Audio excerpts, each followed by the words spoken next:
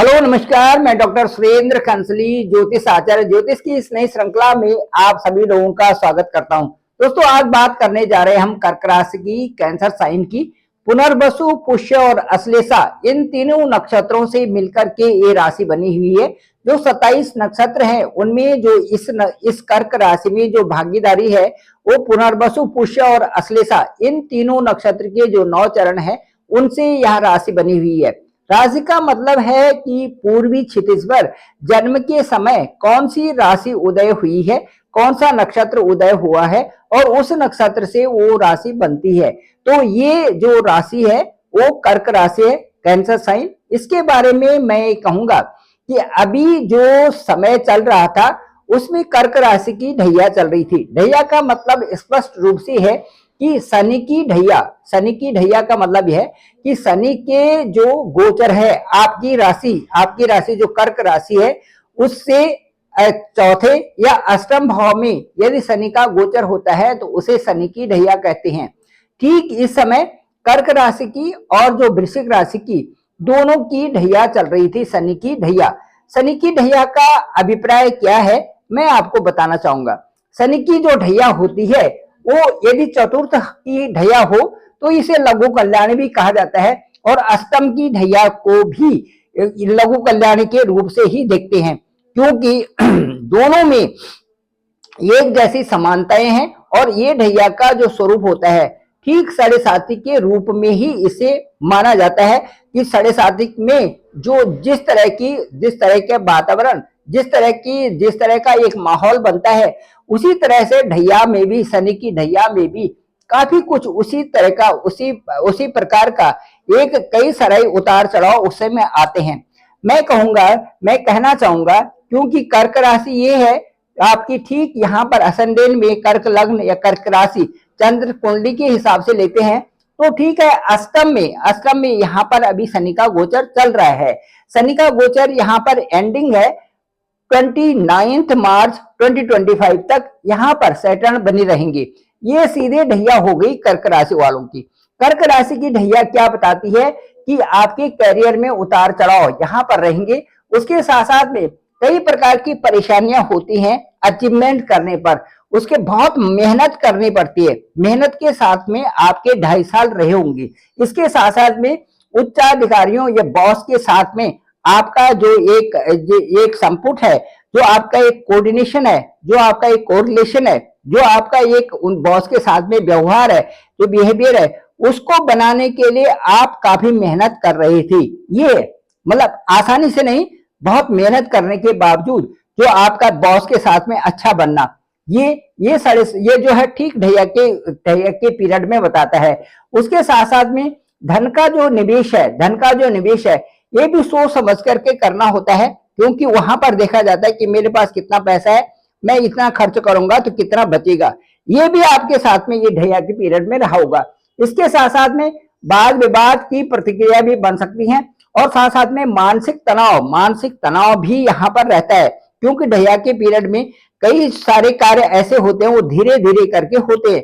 धीरे धीरे करके कार्यों की संपन्नता का होना का मतलब है कि कहीं ना कहीं से स्ट्रेस भी जरूर रहता है। इसके साथ साथ में जो ये स्थान है, देखिए ठीक जो सप्तम स्थान है, ये अष्टम से एक पहले का स्थान है। यहाँ पर भी जो आपके कुलिक्स हैं, जो आपके दोस्त हैं, उनके साथ में भी बहुत अच्छे न बनना ये भी दिखाता है।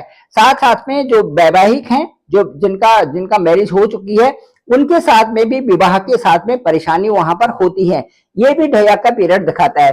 कोई दोस्ती अच्छी से न होना, ये भी ढैया का पीरियड दिखाता है। इस पीरियड में जो सगाई या शादी के लिए प्रपोजल का जो ढंग से नहीं व्यवस्था नहीं होना, या उसमें जो है हामी नहीं भरना, या उसके साथ में उस समय जो है एक अच्छी दोस्ती नहीं होना, दूसरा जो एक दूसरे के साथ में मित्रता नहीं होना, दोस्ती नहीं होना, ये भी ढैया का जो 2.5 साल का पीरियड ये भी बताता है। इसके साथ साथ में कार्यों में बेवजह परेशानी, और उसके साथ साथ में बेवजह का जो खर्चा होता है, जो एक्सपेंसेस होते हैं ज्यादा होते हैं, और संघर्षों के बाद ही फायदा मिलता है।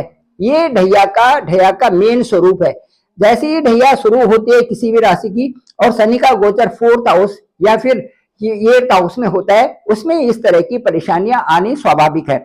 अब मैं आपको ये बताना चाहूंगा कि जो ढैया के बाद आपका अब गोचर होने वाला है वो ठीक होगा आपका 9th हाउस में। यहां से देखिए 8th हाउस ये है, 8th हाउस के बाद 9th हाउस में शनि जाएंगे। अब शनि ऐसा नहीं है, शनि वही वही वाली बात होगी कि जिसकी दशा और दिशा अच्छी होती है।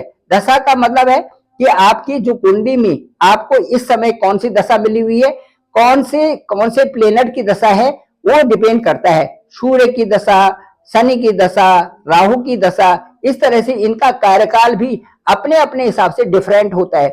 चंद्रमा एक राशि में केवल 2 दिन, उसके बाद सूर्य एक महीना, और उसके बाद जो हम उत्तरोत्तर देखते हैं तो शनि एक राशि में 2.5 साल रहते हैं। इसीलिए 2.5 साल का जो पीरियड होता है वो विशेष प्रकार से वास करने लायक होता है कि इसमें आपकी वृद्धि या आपकी उत्तरोत्तर जो आपको मान सम्मान किस तरह से मिलेगा। अब आपके 9th हाउस में यहाँ पर शनि का गोचर हो रहा है ठीक 29 मार्च 2025 को। यहाँ पर जो 9th हाउस है यहाँ पर सैटर्न की स्थिति जो बनी रहेगी वो 3 जून 2027 तक रहेगी। 3 जून 2027 तक यहीं पर सैटर्न रहेंगे। अवधि हो जाएगी 29 मार्च 2025 टू 3 जून 2027। ये अवधि यहाँ पर भाग्य स्थान में रहेगी। भाग्य स्थान के बारे में कहा गया है कि यहाँ पर यदि शनि का गोचर होता है तो शनि का गोचर भाग्य स्थान में बहुत अच्छे रिजल्ट्स आपको यहाँ पर मिलेंगे। यहाँ पर ये लक का स्थान है और इसके बारे में कहा गया है कि ये जो नवम स्थान है, नवमे भावे गोचरे शनि भाग्य वृद्धि, पद वृद्धि, धन वृद्धि, दायकः।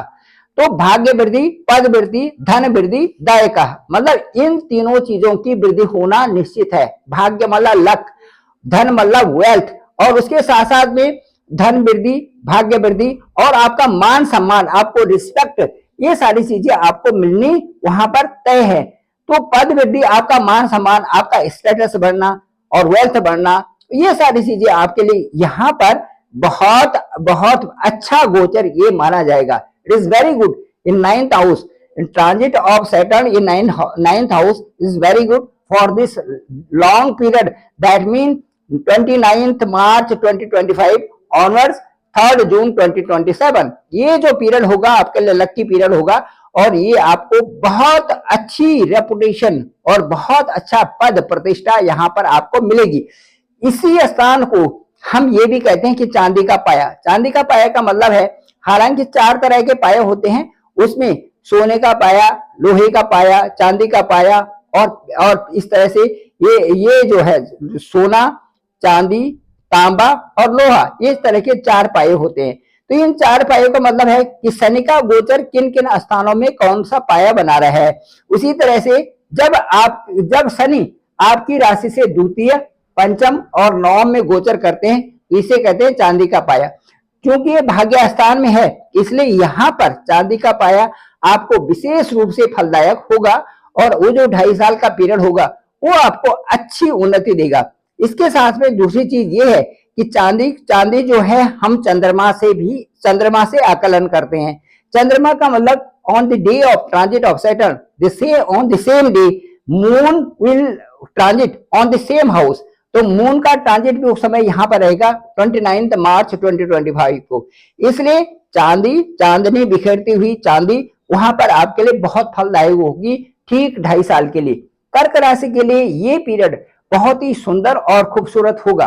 तो मैं ये कहना चाहूंगा कि कर्क राशि के जितने भी जातक हैं अभी तक उनको जो भी लगा हो कि 2.5 साल हमारे साथ में ये हो गया और इस तरह से परेशानियां हुई, वो केवल और केवल शनि के गोचर के कारण था, जो कि शनि अष्टम भाव में चल रहा था आपकी राशि के, और वहां पर कार्य धीरे धीरे संपन्न हो तो रहे थे, लेकिन आप पहचान नहीं पाए कि हमारे 8th हाउस में शनि का गोचर चल रहा है। तो उसके हिसाब से धीरे धीरे कामों का होना का मतलब ये है कि आपने उन कार्यों में जूझे रहना था। जब आप उन कार्यों में लगे रहते तो वो शीर्षस्थ पद तक वो बहुत अच्छे रूप में वो सफल भी होते और सफल हो भी रहे हैं। केवल जो गोल तक पहुंचने वाली बात है वो अभी 29 मार्च जैसे ही आएगा आपको वो सारी अपॉर्चुनिटी मिलने वाली है और आपका चांदी का पाया भी होगा और आपकी पद, प्रतिष्ठा और धन, इन सब की वृद्धि होने वाली है। Thank you very much. मैं डॉक्टर सुरेंद्र खंसली, ज्योतिष आचार्य। डिस्क्रिप्शन में मेरा नंबर है 280191। आप डायरेक्ट मुझे बात कर सकते हैं। आपकी कुंडली में भी देखेंगे चांदी का पाया कहां पर बन रहा है, कौन सा स्थान है, साथ साथ में आपकी दशा और आपकी अंतरदशा क्या है, बहुत इंपॉर्टेंट, ये बहुत ही इंपॉर्टेंट होगा कुंडली में देखने के लिए। साथ साथ में देखेंगे कि गोचर कुंडली क्या बताती है, आपका नेटाल हॉरोस्कोप क्या कहता है, आपकी जन्म कुंडली क्या बताती है। इसके साथ साथ में सारे ग्रहों का विश्लेषण करके एक विस्तृत वार्ता आपसे की जाएगी, डिटेल्ड एनालिसिस किया जाएगा और उस समय आपके साथ में ओवरफोन बात की जाएगी। जो भी मुझको अनुभव होगा, जो भी मेरा अनुभव होगा, मैं आपसे जरूर शेयर करूंगा। Thank you very much. आप सभी लोगों का आभार, आप सभी लोगों का धन्यवाद। मेरे इस चैनल को डॉक्टर सुरेंद्र खंसली इस नामक चैनल को आप जरूर सब्सक्राइब करें, सभी लोगों तक भेजें ताकि सबको इसकी जानकारी हो सके। आपसे बात करेंगे और बहुत सुकून मिलेगा। Thank you very much. आप सभी लोगों का आभार, आप सभी लोगों का पुनः पुनः बहुत बहुत धन्यवाद।